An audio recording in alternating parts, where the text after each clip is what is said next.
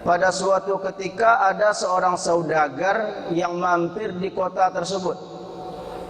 Karena kehausan kemudian dia meminta minum. Diketuk rumah yang pertama, minta minum, tidak dikasih.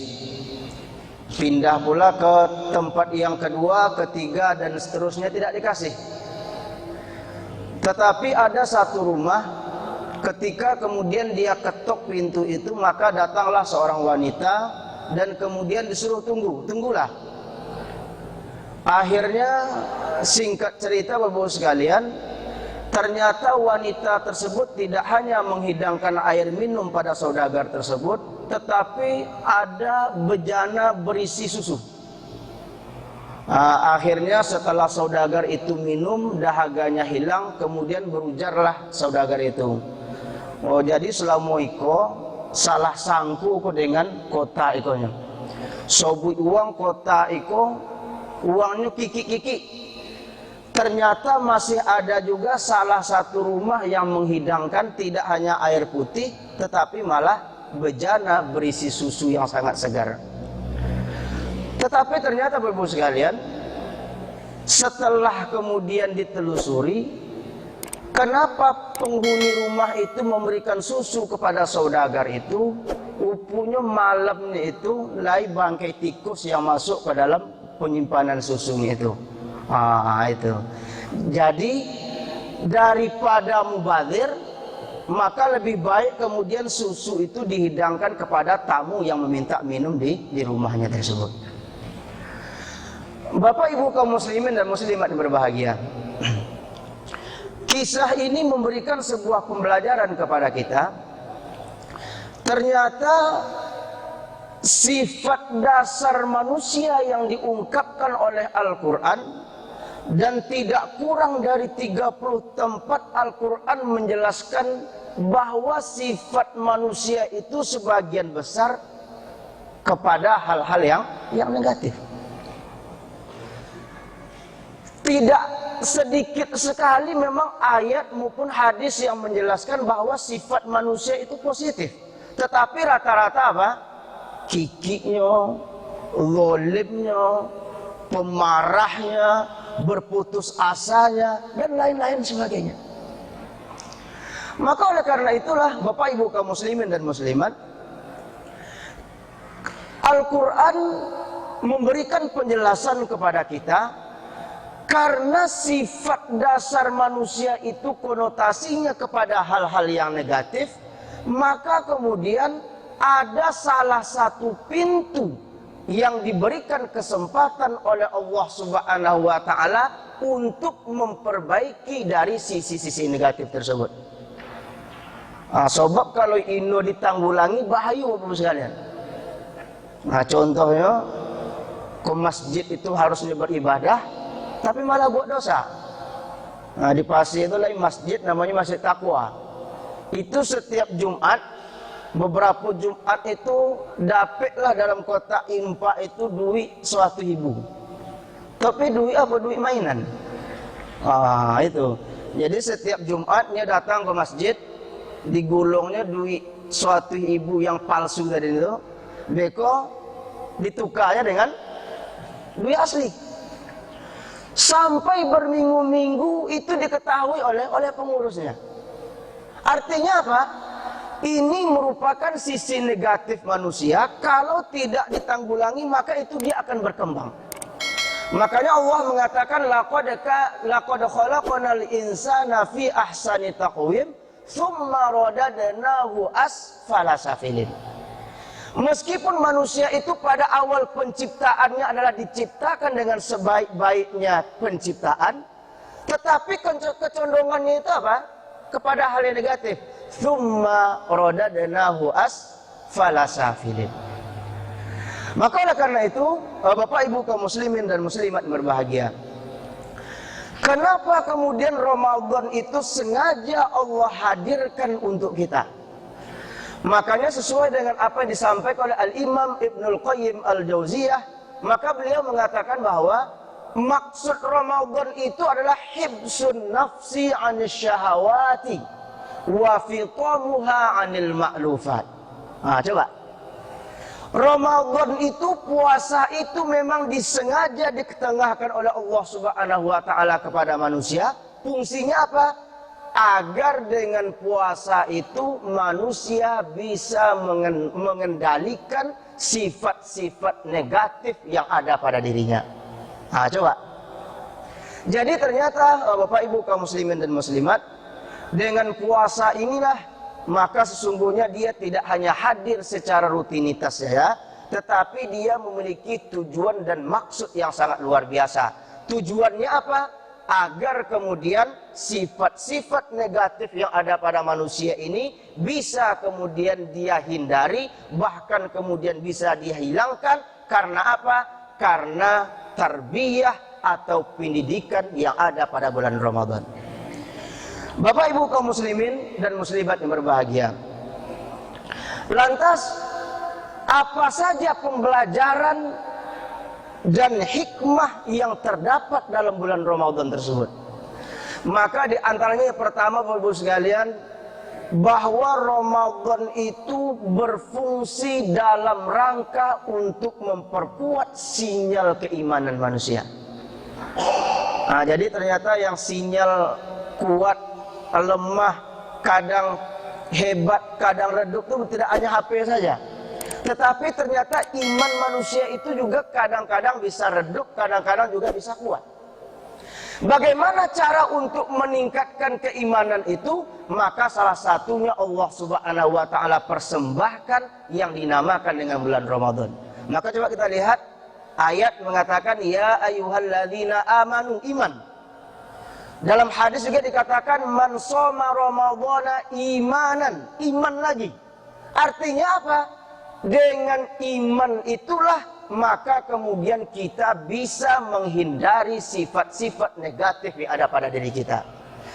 Dengan iman itulah maka kemudian kita bisa dibahagiakan secara hakiki oleh Allah Subhanahu wa taala, baik di dunia maupun di akhirat. Nah, kenapa demikian? Bapak Ibu sekalian, ada seorang ulama yaitu Tengku Zulkarnain, yaitu salah seorang anggota Majelis Ulama Indonesia Pusat. Itu dia mengatakan bahwa nikmat yang diberikan Allah kepada manusia itu kan secara umum ada 4. Nah, maka keempat nikmat itu jangan sampai kita nanti salah untuk memilihnya. Ada nikmat pangkat, harta, kedudukan, ada nikmat umur, ada nikmat sehat, ada nikmat umur, dan kemudian ada nikmat iman. Ini memang semuanya sama-sama berharganya bagi kita. Tetapi tentunya ada yang lebih berharga dibandingkan dengan satu sama lainnya. Nah, contohlah, ibu. Contoh ya kan, umpamanya ibu punya duit 10 miliar. Tapi sakit-sakitan. Atau lebih baik ibu ini punya duit tapi badan sehat. Mana kiki dipilih, Bu? Contoh ya, kalau bisa memang punya duit, badan sehat ya. Tapi kalau seandainya Allah takdirkan kita untuk memilih, mana kita pilih? Apakah duit yang banyak atau badan yang sehat? Bu? Ragu ibu ya kan? Pasti kita memilih badan yang sehat.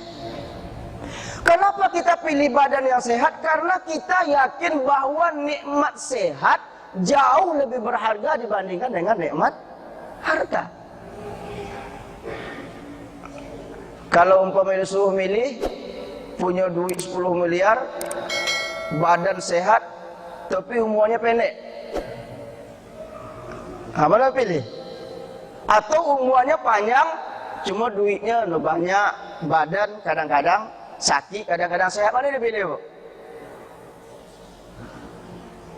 Pasti kita memilih apa? Umur yang panjang. Makanya imam pasti berdoa itu Allahumma tawil umurana, pasti gitu doanya, ya Allah panjangkan umur kami ya Allah. Kenapa kita meminta kepada Allah agar umur kita panjang? Karena dengan umur yang panjang itulah maka kemudian kita bisa meningkatkan dan memperbanyak ibadah kita kepada Allah Subhanahu wa taala. Tetapi Bapak Ibu kaum muslimin dan muslimat yang berbahagia, dibandingkan dengan nikmat harta, badan sehat, usia yang panjang, kalau seandainya Allah suruh pilih dengan nikmat iman, maka niscaya kita akan memilih nikmat iman. Karena nikmat iman itu tidak mudah. Kita bukan keluarganya Nabi, tidak tinggal di kotanya Nabi, tidak pernah bertemu dengan Nabi, tetapi kemudian Allah kirimkan nikmat iman itu kepada kita. Coba, Allah kirimkan hidayah iman itu kepada kita. Sementara pamannya Nabi siapa namanya? Siapa namanya? Abu Thalib. Dia paman Nabi, berjuang bersama Nabi, tetapi ketika Allah Subhanahu wa taala tidak memberikan hidayah iman kepada dia, tidak bisa. Bahkan ketika sakaratul maut, Nabi meminta kepada pamannya, ya pamanku, coba ucapkan kalimat syahadat sekali sama, jadi telah. Hanya mengucapkan kalimat syahadat, tetapi ternyata sampai akhir hayatnya, paman Nabi yang dicintai oleh Nabi kita Muhammad SAW tidak kunjung mengucapkan kalimat tersebut, dan kemudian dengan takdir Allah, paman Nabi tersebut meninggal dalam keadaan tidak beriman kepada Allah Subhanahu wa taala. Jadi ternyata dengan Ramadan inilah Allah Subhanahu wa taala memberikan peluang kepada kita untuk meningkatkan keimanan kita kepada Allah Subhanahu wa taala, karena dengan iman itulah maka kemudian kita akan diberikan oleh Allah Subhanahu wa taala kebahagiaan yang hakiki. Wa may yuti'illaha wa rasulahu faqad faza fawzan 'azima. Barang siapa yang dia taat kepada Allah, taat kepada Rasul sebagai konsekuensi imannya kepada Allah Subhanahu wa taala, faqad faza fawzan 'azima, maka kemudian dia akan diberikan keberuntungan yang besar oleh Allah Subhanahu wa taala, baik di dunia maupun di akhirat. Jadi yang pertama, hikmah yang pertama apa? Bahwa Ramadan itu hadir di sekitar kita karena Allah ingin dengan Ramadan itu kita bisa memperkuat sinyal iman kita. Dengan sinyal iman itulah maka kemudian kita bahagia baik di dunia maupun di akhirat. Bapak Ibu kaum muslimin dan muslimat yang berbahagia, masih 5 menit lah. Poin yang kedua adalah di antara hikmah Ramadan itu, sebagaimana yang diungkapkan oleh para ulama, bahwa Ramadan meskipun secara hadis mengatakan sesungguhnya puasa itu adalah untukku, kata Allah, dan akulah yang akan memberikan ganjaran puasa itu, kata Allah Subhanahu wa taala. Tetapi ternyata Bapak Ibu kaum muslimin dan muslimat, ternyata bulan Ramadan dan puasa itu juga mengajarkan kepada kita, di samping untuk memperbaiki hubungan kita kepada Allah Subhanahu wa taala, maka ternyata Ramadan itu juga fungsinya dalam rangka untuk membangun hubungan dengan sesama manusia.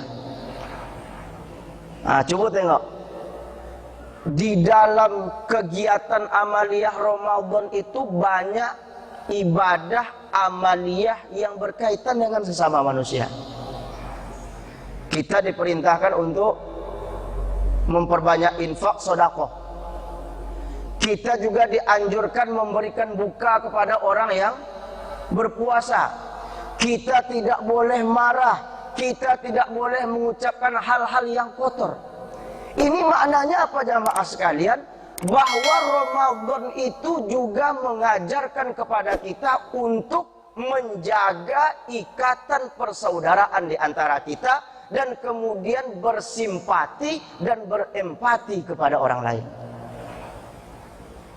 Makanya Rasulullah SAW pernah bersabda, al-muslimu man salimal muslimuna min lisanihi wa yadihi. Coba, Sesungguhnya muslim yang baik itu tidak hanya ibadahnya baik, zakatnya baik, sholatnya baik, tetapi ternyata muslim yang baik itu juga mampu menyelamatkan muslim yang lain dari lisan dan tangannya. Artinya apa? Dia mampu untuk menjaga hubungan baik sesama manusia. Nah, sobat, menjaga hubungan baik ini tidak mudah, Bapak Ibu. Jangankan kepada orang lain, atau beda partai, ya kan, atau beda jagoan presidennya, ya kan, antara dalam rumah tangganya kan payah. Kenapa kita sulit untuk menjaga komunikasi baik itu? Karena memang Allah takdirkan kita itu banyak bedanya dibandingkan dengan persamaannya. Anda usahlah yang jauh-jauh, ya kan.